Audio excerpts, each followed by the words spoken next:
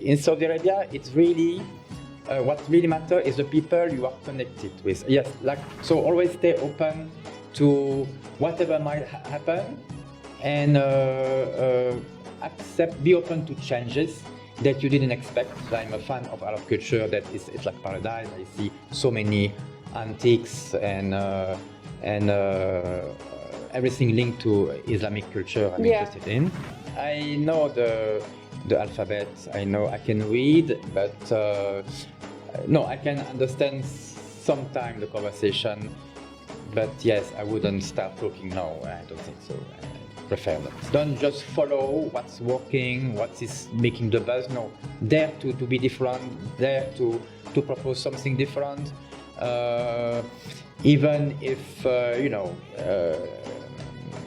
even if people tell you, oh, it will not work, no, try, dare, experiment, experience, and stay always open to possibilities that you didn't expect. I mean, this is, I think, something very important. Quite a shock for many people to see what's going on with Middle East and all these DJ and also those famous stars coming in Saudi Arabia. I think this also give a very strong image of a new vision of the country.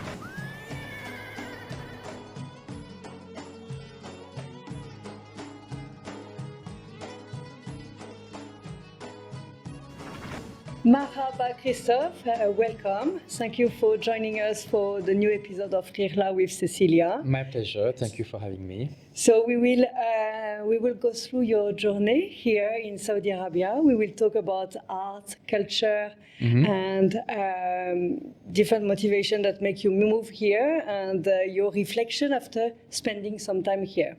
So the first question will be, please tell us who Christophe is. Alors, I'm a Belgian fashion designer, and I lived here since 2011, end of 2011, and I had quite a long journey. I'm 52, and let's say I'm born in Liège, in Belgium. Did my study both in Belgium and in Paris, so fashion design studies. And so, yes, I mean, I will detail later. So all the way from Belgium to Saudi Arabia in 2011. It wasn't planned at all, but yes. Yeah, this is how the best plan are done, without plan. No, yeah, for sure. So how would you share with us how the non-plan came up in your life? So how did you make, or why did you make the move between Liège or Belgium to here in Saudi Arabia, Riyadh? So I didn't come directly from Belgium to Saudi. First, I made a stop in Paris for 10 years. Okay. Because my last school was IFM, Institut Français de la Mode, in Paris. And after the school, I started to get jobs in Paris. And the most, let's say, important job was to become the first assistant of the grand couturier Jean-Paul Gaultier. Amazing. In Paris. Yeah, yes, big inspiration, yes. Of course, yes, and very great experience of 7 years. Okay. And it's actually because of him at the very beginning. The journey starts with him because it was maybe after 6 years working for him. I didn't know where to go for vacation, and he used to have a house in Marrakesh. Okay. And I've never been before to Morocco or like Arab countries. So he told me, you should go there. And I was, okay, I've never been to any Arab country before, so why not? I was not sure, but I trusted him. And I went to Marrakesh, and it was for me a first cultural shock. Okay. I really, really loved everything. The vibe, the vibrant, the vibe of the street, the art, the architecture. Most mostly the Yeah, architecture. I understand. The traditional one, in adobe, the mud, and I was very, I don't know, falling in love with everything. And so when I came back to Paris, I went to the Institut du Monde Arabe, the Arab Yes. World Institute, Yes. to discover more about the Arab culture. Okay. And I find, by chance, by looking at the books, a book about Yemen. Okay. And it was my second cultural shock. Like I was like, maybe I stayed frozen like for half an hour looking at the picture. I couldn't believe my eyes, how beautiful it was, what I was seeing. And so I collected, I think, 100 books about Yemen and all the Arab countries. And I went there 4 times, I think. To Yemen? Yeah. And I really loved my trips there and the culture and everything. So when I came back to Paris, I found to see, I was completely uninterested by anything I was looking in Paris. Like Paris, it became completely boring, yes. Everything. I find everything, I don't know, annoying, boring, and I just wanted to go back in the Middle East. Yeah. And so. So what was this attraction about? What you saw, what you want to discover, the culture, the potential career opportunities? Yes, I was trying, of course, to move. I needed to find a job somewhere, and it's not that easy as a fashion designer. Yeah. I checked in Lebanon, I checked Morocco, but forget about Yemen, of course. Saudi Arabia was at the time a country difficult to access. Yeah. So I got the chance. There was a designer in Dubai, which was not my first choice because Dubai is not really reflecting that much, the traditional or the culture that you can find in Morocco, Tunisia, or Egypt even. So but I got an invitation from a local designer, a famous one. His name is Rami Al-Ali. He's now doing fashion show in Paris. Yes. And I met him, but maybe I was a bit too expensive for him. Okay. So I was good to know that we have a value. We should not go down. Yes. And so, but while I was there, I met the owner of the Esmode Fashion University. Esmode is a fashion school company. They started in Paris. It's actually the oldest school. And they have many branches all over the world, in Tunisia, in China, in everywhere. And they had one in Dubai, and it was managed by this couple of French people. And they offered me the job of art director and the teacher for the last year student. Okay. So it was quite a good experience because we really we rose the level, the artistic level of the school and of the students dramatically. Yeah. So it was very successful for that. And your students, they were international, so I guess, Yes, quite international, like Dubai, But I really love. I actually. My plan was once I would be in Dubai, I saw I would be very close to all the countries I want to visit. Yeah. Yemen, Syria, Lebanon, and the year I arrived started all the revolutions. So I was a bit, so a lot of countries you could not access anymore. So it was okay. I really enjoyed my time in Dubai because it's a quite fascinating city. Yeah, for different reasons. Yeah, for different reasons, exactly, for different reasons. And it's where in Dubai that I met actually the owner of the Saudi brand I would be working for quite soon after. I met Louain Nassim and Mona Al-Haddad, his wife. They were having, they are the founder of the brand Lomar, based in Jeddah, a quite famous brand in Saudi Arabia. And they were having like a fashion show in Dubai at Galeries Lafayette. And I met them there and we discussed. And the same day, well, they asked me to do some sketches for the day after. I show them, I show my book, my portfolio, and they offer me the job quite immediately. And I said to myself, okay, of course, Saudi Arabia was a bit like a mysterious country. Not so many people I knew have been there.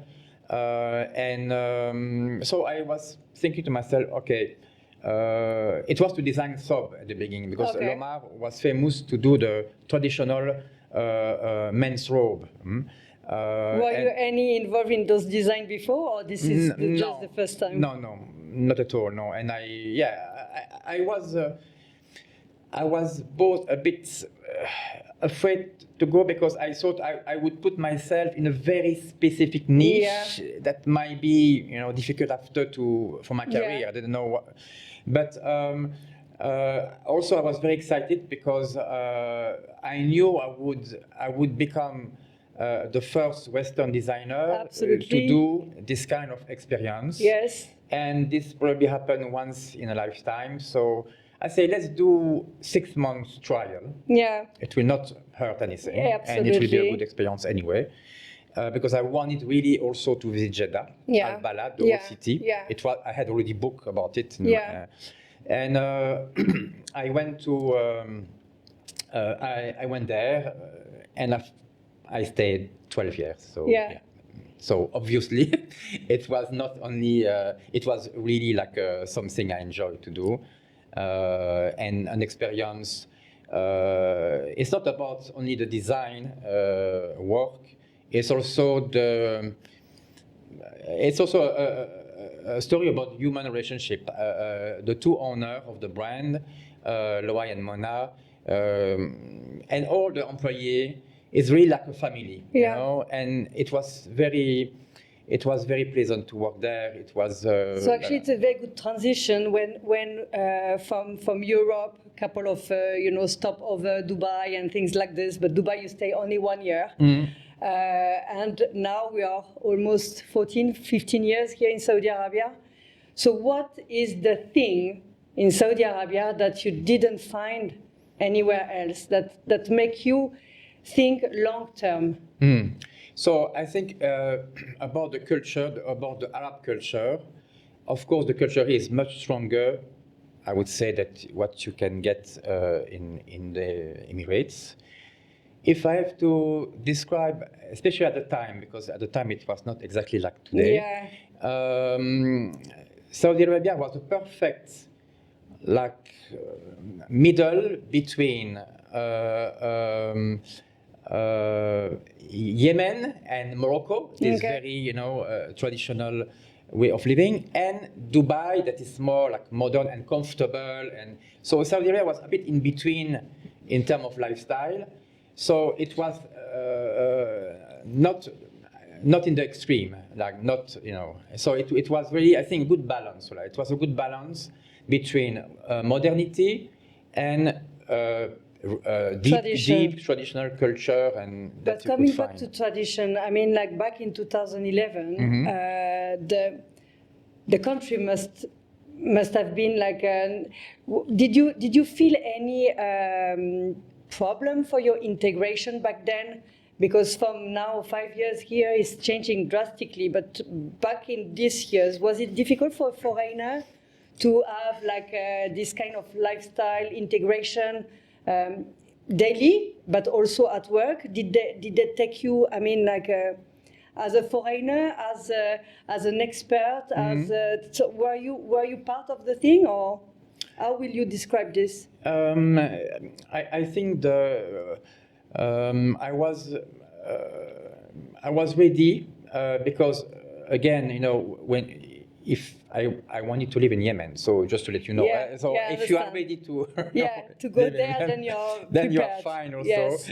And it's true, it was very different, but I think in Saudi Arabia, it's really what really matters is the people you are connected with. Yes, you need to have the right connection with the right people. And I think it's still the case, in many cities, but especially there, because things were a bit more difficult to access, which beaches to go, how to. There was some treasure that were not that easy. It was not advertised. So you needed to know a bit the people and the right social network. You had to do. I was very lucky because at Lomar I met employees who quickly became my friends, and they introduced me to their friends. Sometimes so family. you grow your network, personal and professional. Going back to something very interesting, because as you said, it's maybe one time in life to be a foreigner and being called to design something that is culture outfit for Saudi people. And so how did you see that? You see that, of course, like a challenge, but were you a little bit scared to touch something so deep in culture for Saudi people? Alors, I was a bit worried, effectively, but I knew that I would be, let's say, guided by, of course, Mona. She was in charge of the design, and she was in charge of design also. With me, so I knew that I would be guided, of course, by the owners of the brand. They wouldn't. I knew I would try to push the boundary, but the brand itself was known for having pushed the boundary, and they wanted someone to keep a bit doing this. But within a certain frame, of course, I needed to learn about. And how public welcomed the idea of seeing a Saudi dope designed by a foreigner. It was not immediately advertised like this, so I suppose for many years people didn't know much who was designing. But step by step, because I became a bit popular on my at the time. Facebook was more popular, and because also Loai himself, he was very big. He's very big on social media, and he was himself filming me, introducing me to the people following him, and so he wanted the brand to become more international. And so it was part of also of his plan to hire people from from abroad and from who had experience in international fashion. So that's amazing, because from Paris to Morocco, Jean-Paul Gaultier house, Yemen story, Dubai, then here in Riyadh. In Riyadh, yes. So you moved here in Riyadh only, 2 years ago? 1 year ago, 1 year and a half. So, 1 year ago. So from Jeddah to Riyadh, what bring you here? But the project I'm working now here in Riyadh, so it's called the Lab. The Lab. The Lab City Hub. Yes. And it's a project that has been funded by the Fashion Commission. Yes. I was already. I knew already Mr. Burak Akmak, so the CEO of the Fashion Commission. He knew me, and so also the CEO of the lab, Hande Sadiq. I also had the occasion to work with her on other projects. So we all knew each other, basically. Very nice. So you moved from from Jeddah to Riyadh because you had the opportunity to work with Fashion Commission, which is part of the Minister of Culture. Exactly. And you are working on this project called the Lab City Hub. Yeah, so the Fashion Commission funded and built the lab at Misk City. Yes. And the goal of this project, which is one of the biggest projects actually of the Fashion Commission, is to create a development studio, a fashion development studio for the fashion designer, the local fashion designer. Okay. To enable them to produce, to do prototype and small to medium production in Saudi Arabia, so they wouldn't have to go abroad, Okay, in so China. it's like specification. I mean, the people who will be part of that, they are designers already. Yes, mostly, of course. Mostly, and then you will host some studio for them to use as a fashion design studio. You will probably have some workshops. You will train them somehow to develop the process. The process is that they come with their drawings. Okay. Whatever kind of drawing. Sometimes some of them doesn't draw very well, but at least they have to illustrate with photo, explain their concept and the looks they are. Yeah. And after that we do the drawings, the technical drawings, the tech packs with all the information, the technical information. We do the pattern. Yeah. And then we do the first sample. Okay. We do fitting. So you bring it to life. Voilà, one fitting, two fitting, and then the final prototype. Of course, what is very special in that place is the facilities that we have, because we have a knitting machine.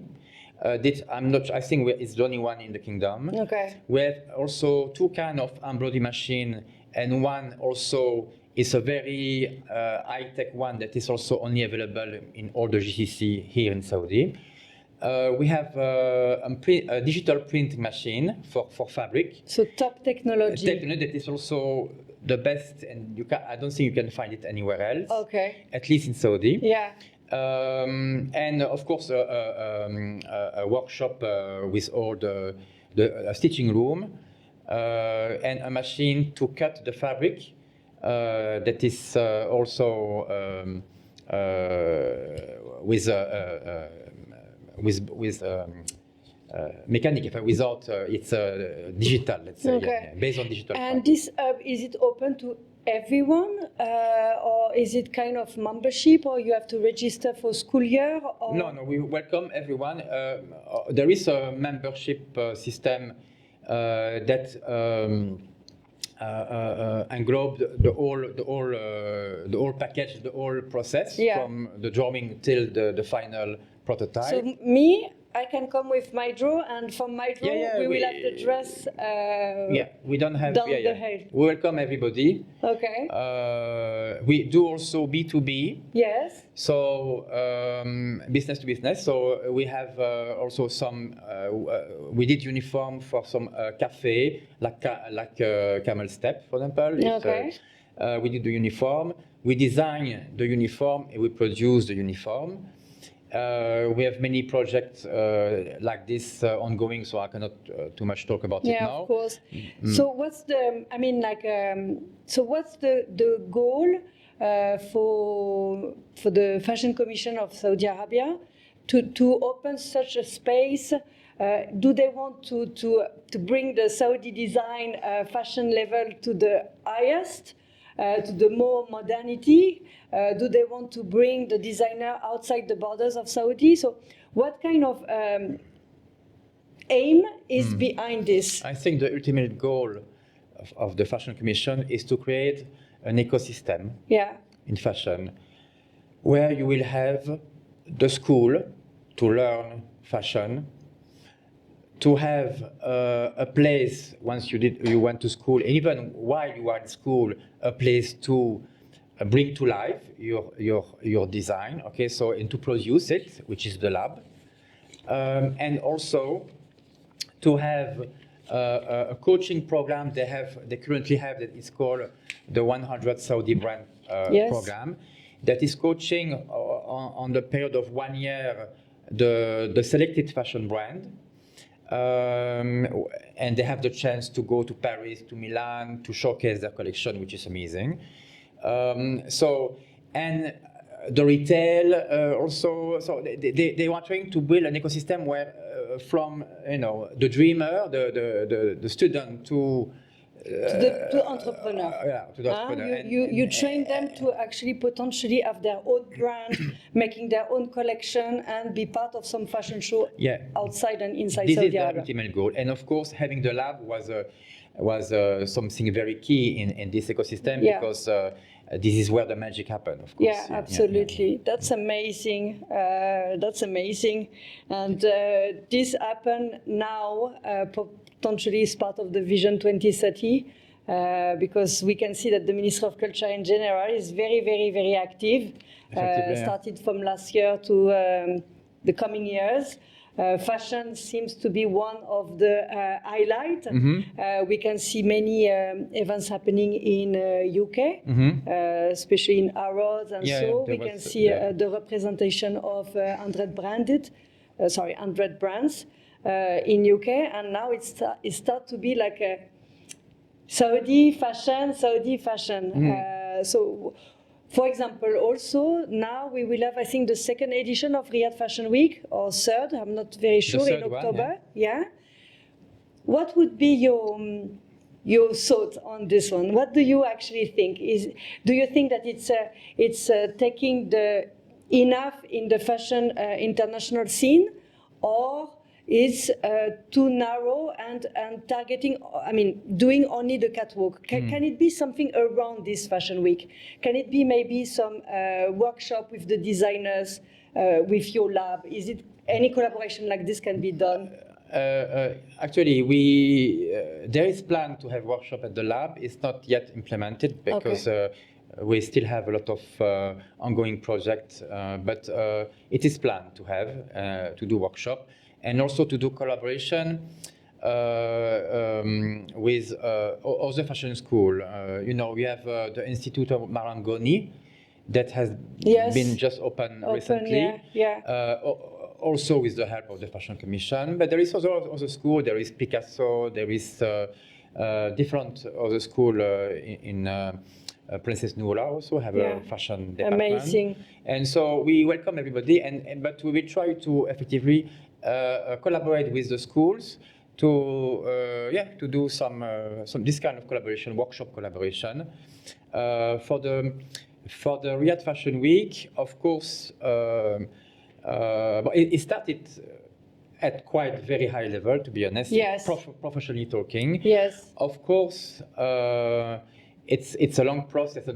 Paris Fashion Week didn't happen in 2 years or 3 years, of course. So it will take time. But every year there is more and more international buyers coming. I believe the most important for me in journalists, but I believe buyers is really the most important person. Plus, of course, some VIP to do some buzz. Celebrities. Saudi likes every year there is to promote through this channel. Coming back to your personal experience, so thank you very much for explaining about this lab and all the great activation that Fashion Commission is going on. So on a little bit more personal as Christophe, so when you arrived and now, so I guess, of course, you had to go through the Saudi inspiration, obviously. So we want to understand more about how deep is your knowledge or your involvement into the Saudi culture. My first question will be, do you speak Arabic? Shwaya. Shwaya?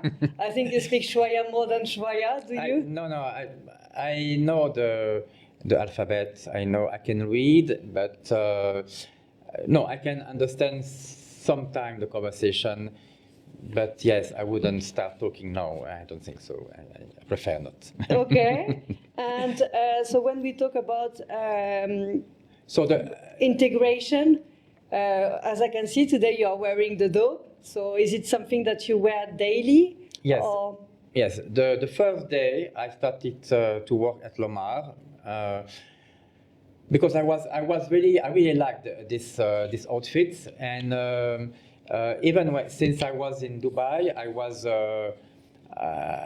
was really willing to wear this robe, and but the Emirati kandura is not the same as the Saudi one, and the Saudi one is much more fitted, and I find it much more, to my personal taste, elegant. And I thought at the time, if you arrive the first day dressed in Western clothes, and they see you every day, and it will be difficult to come one day. It will be a bit weird. Suddenly, I will come with I totally agree. So I decided the first day they will see me with a thobe, and they will never see me with my Western clothes. And so the first day, I was wearing thobe. Actually, I bought Lomar thobe at Galeries Lafayette in Dubai once I knew I would go to Jeddah. So out of the plane already with the thobe? Not the plane, but out of the hotel. Yeah. The first night I arrived, the first morning I was dressed as a thobe, with a thobe, and since the past 13 years I never dressed. Beautiful. And if I may ask, when you're going back, I want to say that the reason also why is not because I like it and I think it's the most comfortable clothes to wear in Saudi Arabia. It's also because as I would be the designer of this type of garment, it was also important for me to feel it, to wear it, to understand maybe how to improve some part of it, or to make it more comfortable, or to, it was important. And also because finally, after so many years, I could finally wear my own design, which I didn't do much at Jean-Paul Gaultier because it was more for women and haute couture for women. Okay. So I was happy also to finally wear my own design. Happy and proud, I guess. Congratulations, it's amazing. And on the other way around, when you are going to Europe, if you are going back to Belgium, will you wear the thobe? Alors, I wore in Paris and in Milano. Once in Paris, one in Milano for the Saudi National Day. We were with a 100 Saudi brand exhibiting there, and so I decided that day I will wear the thobe, and I really like to do it, but it's not. Maybe it brings a bit too much attention. I don't know. Wearing it there, so I'm not. I don't want to have to answer many questions. But yes, I am Muslim. For now 13 years actually, since I arrived in Saudi Arabia. My Muslim name is Abdul Musawwar. It means the worshipper or the servant of the one who shaped, so the fashioner. So I choose this name because of my profession. Unbelievable. Wow, that's a great story. We love those stories. And going back to asking a few questions about stories, can you tell us a little bit more about Khaleeki Chic? Yes. So what it is, I hope I pronounce correctly with my French accent in the Arab world. So my question was, is it, I mean, like after all the big house you worked for, the amazing people and name, Christophe, do you have your own brand? And if you don't, is it something you want to do? No. I like to work on identity and that exists already, and I like to add my touch. But I like to study, like for example, the Arab culture. It exists, of course. So I like to play with elements that already exist, and to give my own touch, but I'm not really interested. I think there is also nowadays millions, I mean, I would say thousands of fashion brands. I don't know, I don't feel that I would add like something that will change now suddenly the game. So I would rather work on the identity of an existing brand, of the cultural identity of a brand. I find this more interesting to dig in the archive, to do this kind of research that I did also for Lomar on their the background, because they existed already for 12 years when I and also dig in the local culture and try to understand it, and to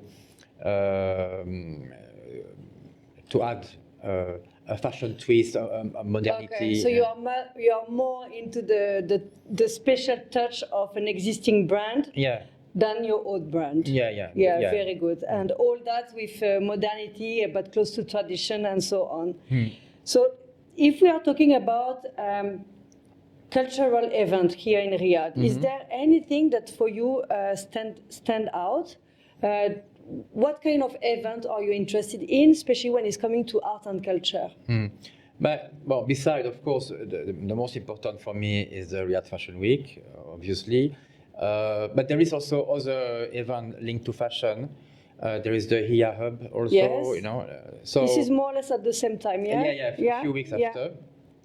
Otherwise, what do I like? Me, of course, well, I love to go to any old, heritage place. So during my many years here, I went to Najran, I went to Jizan, the Feifa Mountain. I went to Abha, Al-Baha, Makkah, Medina. Of course, Riyadh, Al-Khobar, Dammam, Alula, of course, Alula three times. Yes. So it's more, I'm more interested to visit heritage place. Of course, Al-Balad, Jeddah, many times. Yes. And in terms of events, the one that I love the most because it's the one that inspires me the most is the Islamic Biennale in Jeddah. Okay, yes. Because there I have so much, as I'm a fan of Arab culture, that it's like paradise. I see so many antiques and everything linked to Islamic culture I'm interested in. My home in Belgium actually is like even the cutlery, even the salt and pepper, or even everything, the table, the sofa, everything has a Saudi or Arabic touch. Oh, wow. Yeah, we definitely need to visit this one. Yeah, it's like when I'm in Belgium, I feel I'm in like Saudi. Saudi. So this is a deep love for the culture, yeah? Because you obviously bring more Saudi to Belgium than Belgium you bring here, I guess. Yeah, it's true. So if we talk about difference between your life before in Europe and your life here now in Saudi, in terms of, is there anything that you miss from Europe in terms of food, of weather? If there is something that you would say, oh, in this particular point, Europe maybe is better, and vice versa. When I started to come in Saudi, of course, the food industry was not like today. It improved amazingly. When I came to Jeddah in 2012, there was 3-4 restaurants, a bit high-end, a bit, creative. The rest was mainly like regular brand from US, fast food, etc., or the local food, of course. Now, of course, I would say in Riyadh or in Jeddah, you eat almost better than in my country because the variety and the level of the quality became so high, also because of the competition, I suppose. Absolutely. And so this has changed over the year. I would say at the beginning I was missing a bit some cuisine that were not available, but today I don't miss anything like that. What I miss the most is when I wake up in the morning to be able to go to be in a walkable city. To get out of my house, having my bakery or the cafe by the street, doing my shopping by walk, going to the park by walk, going to the city center by walk, coming back like this. Tourism, because here you need a car. With no car it's and because of course of the weather, except in winter in Riyadh, otherwise you cannot walk that much long. Absolutely not. So there is reason for that, of course. But this is what I miss the most, is the to be like in a walkable city. Understand. And just to know, or maybe you don't know yet, but so you didn't really plan to come for that long from the very beginning, yes? Now that you see yourself here, career-wise, obviously, I can feel that you are feeling home, potentially more here than wherever you were before. Is Saudi your home for the next 10 years or longer? Or how do you see yourself? You see yourself growing in work and staying here? I don't have really planned. Ideally, I would say ideally. Inshallah. I would like to have something more balanced between Saudi Arabia and Belgium or Paris. I mean, Europe, let's say, to have a bit more balance between the time I'm spending here and in Europe. Also, because in my profession, you need to stay connected. Fashion is still mostly in Europe, you know, London, Paris, Milan, Italy, Rome, Milano. So when you stay too long here, for a long period of time, you start to disconnect a bit, you know. So I think it's good for me to always be a bit in between, and because also the lab is a startup. You have to be there at the beginning, almost, you know, most of the time. But my wish is to be more, something more in between. In between, I totally understand the fact of what you are saying, to stay connected and so on.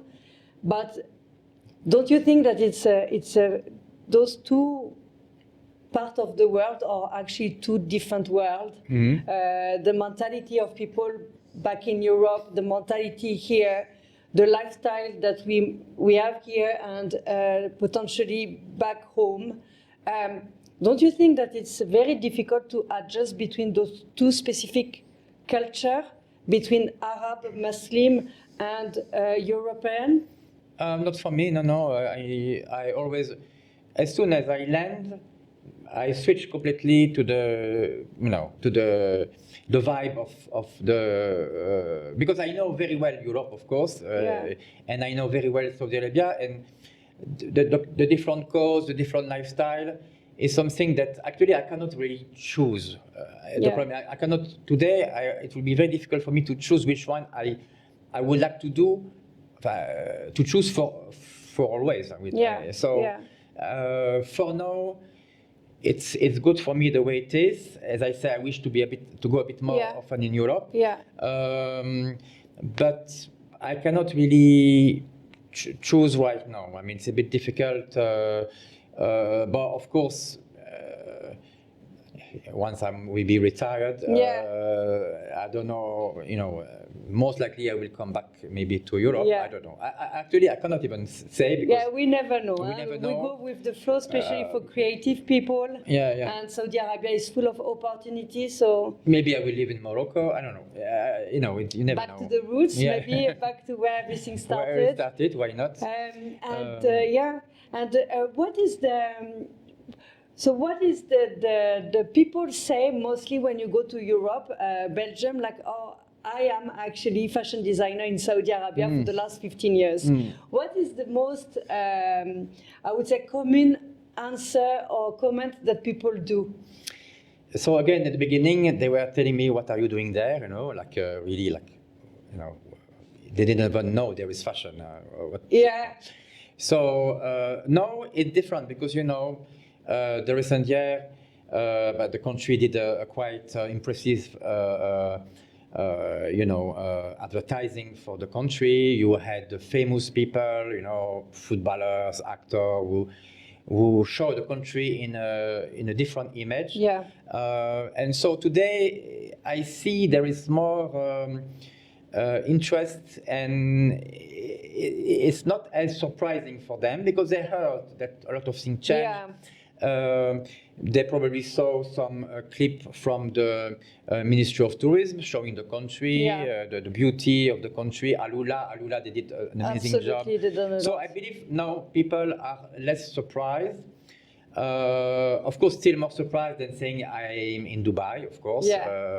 But it's changing. So talking about this, the perception of the other countries about Saudi Arabia, and what actually the Ministry of Tourism is showing on media in the countries, and so one of the most important vector for that is actually fashion.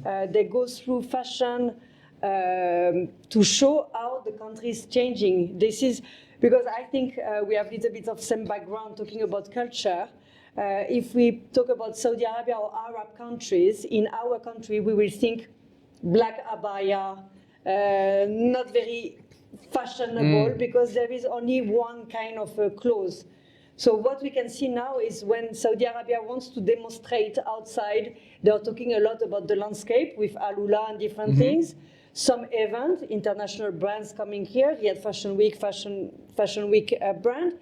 And now we can see a lot of the fashion designer actually making activation in Europe to show that the fashion in Saudi Arabia can be also colorful, creative, and this is where the country is going. So I think the country promotion is going a lot with the fashion. Yes, fashion is one of the main vector, but I would say fashion, of course, music, because Middle East is quite a shock for many people to see what's going on with Middle East and all these DJ and also those famous stars coming in Saudi Arabia. I think this also give a very strong image of new vision of the country. You have also to include the cinema, because now in Netflix you have many Saudi series or movies that are that you can see even in Europe. Yeah. And you have the Red Sea Film Festival. Yeah, the Red Sea Festival. Also, yes. So I would say fashion, music, cinema, and of course, I would say football. Sports in general. We can see that the sports is developing. So I believe this is those are very strongly changing the perception that people have of the country.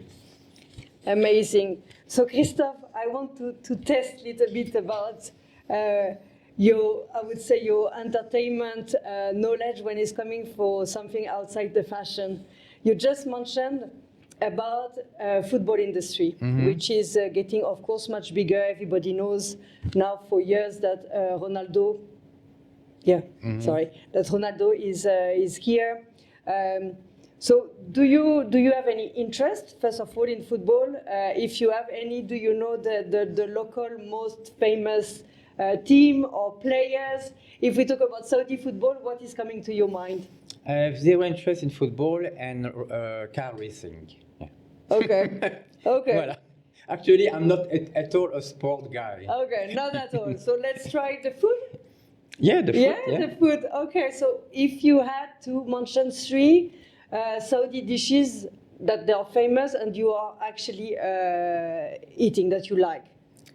So I am a vegetarian. Okay. So it's not easy because there is a lot of meat in the Saudi. True. But I like jarish. Yes. I like what do I like? I cannot eat too much Saudi food because there is usually meat. But still, we have lots of, I think, vegetarian option here, yeah? Because yes.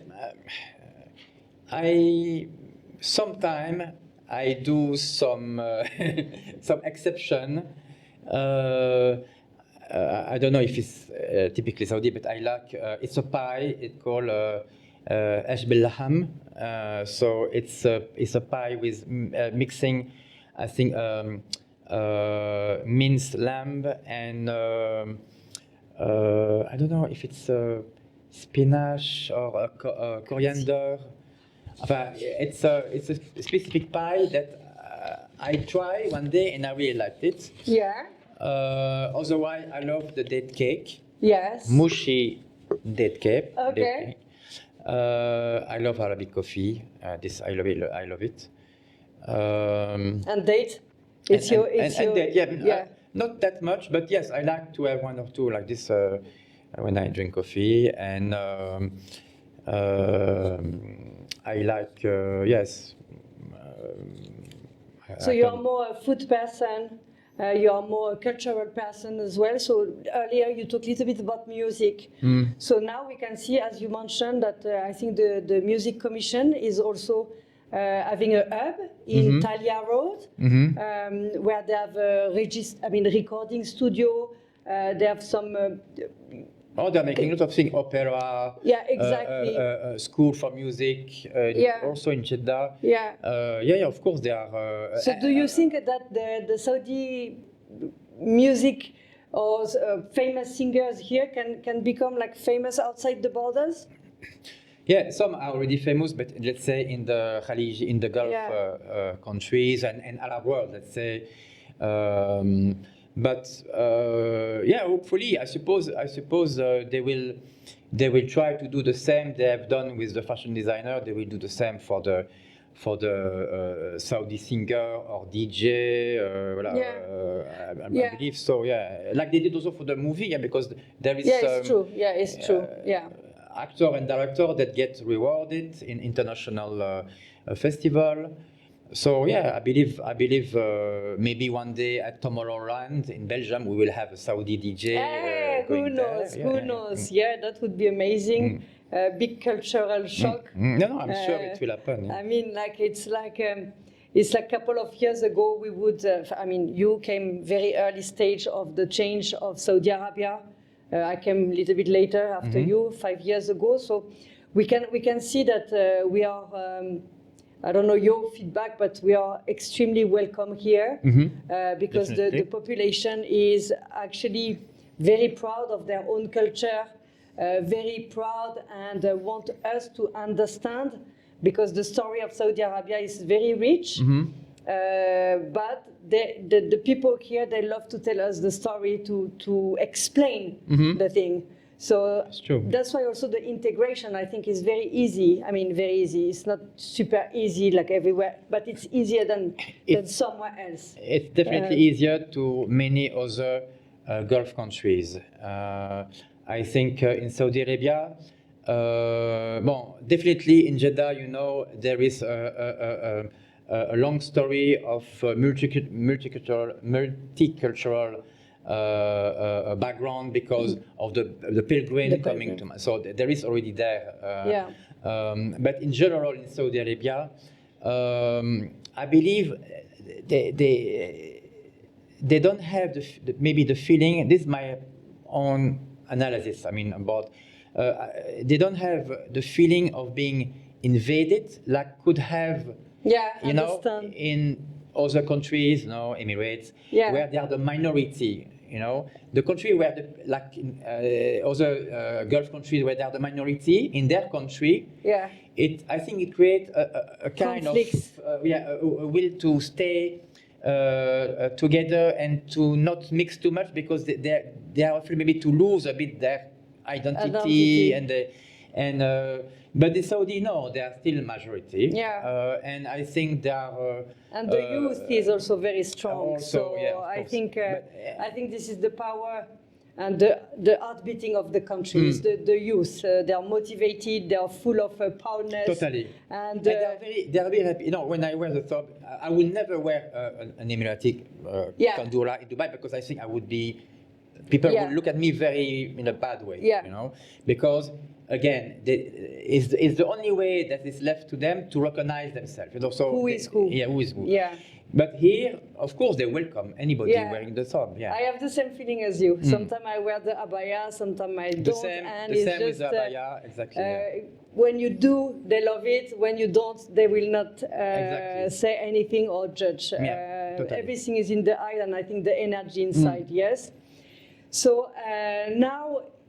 Just to maybe end this amazing conversation.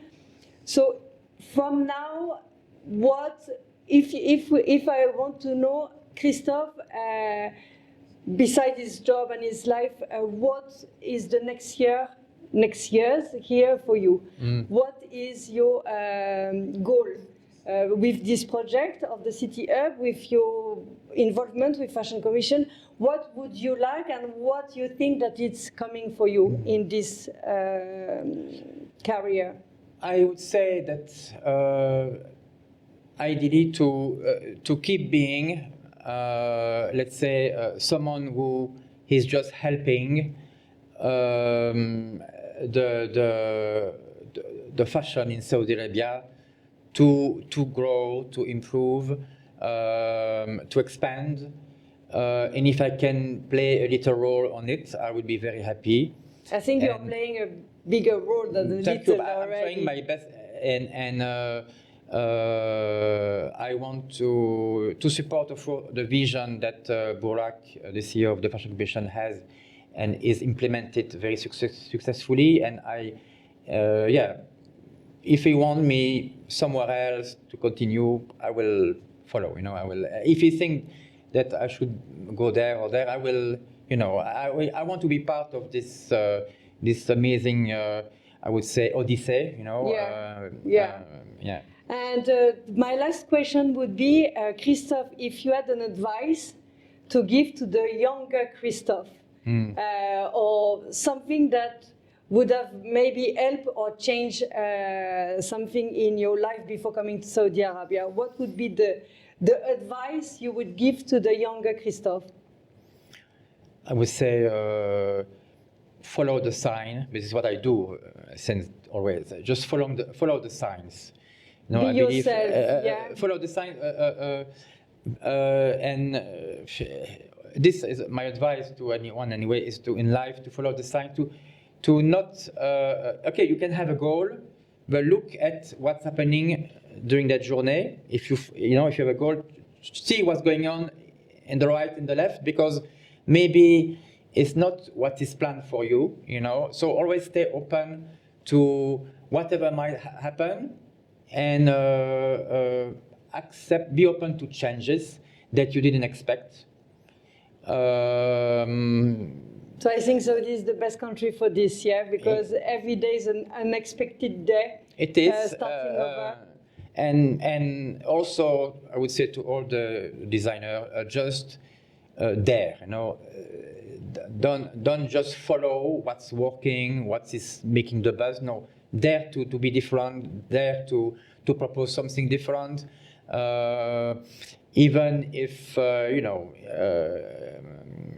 even if people tell you, oh, it will not work. No, try, dare, experiment, experience, and stay always open to possibilities that you didn't expect. I mean, this is, I think, something very important. See by yourself. Yeah. You think that something might work, just try, and if it doesn't, then do something else. Yeah. Exactly. Yeah. Don't be scared to try. Yeah. And don't listen to others. Yeah. Sometimes you have to listen. Sometimes, but you have also to listen. What's your heart is telling you. Yeah. I think it's very important. Christophe, it was an absolute pleasure to have you today. It was mine as well. We are very happy to see the journey of someone all the way from Europe for such a long time here in Saudi Arabia. Thank you so much. To tell us the story from a different perspective. It's very important for us as foreigners and for Saudi as Saudi. And we wish you all the best in whatever venture that is coming for you. Thank you very much. Keep us all the best for you too. Keep us updated on anything's coming up. And again, thank you very much for being here pleasure. Today. Thank you to you and too. Sharing with us your absolute amazing stories. Thank you, Cecilia. Thank you so much. Thank you.